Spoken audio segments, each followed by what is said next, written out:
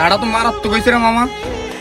সাজে তো এত মজা, তাহলে সার্ভিলটা দিয়া। ফের বেটা আর কাছে কি আসেনি, তুই সার্ভিল দে। ধর বেটা, তোর কাছে কোনোদিনও টিয়া থাকতো না। দাঁড়া, আম্মা কল দিছি। হ্যালো আম্মা, কন? বাবা, এই মাসের বেতন তো এখনো পাইনি। ঘরের গ্যাসও শেষ হয়ে গেছে, কারেন্ট বিলও চলে আসছে। এখন কি করবি তুই কর। আচ্ছা আম্মা, আমি কোনোভাবে ব্যবস্থা করতেছি।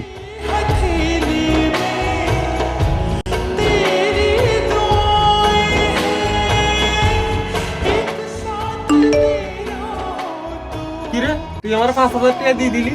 1,000 টাকা লাগবে না, তুই জানলি কেমনে? বেটা, তুই যারা এত টাকা দিছ, এটা জিম কেমনে?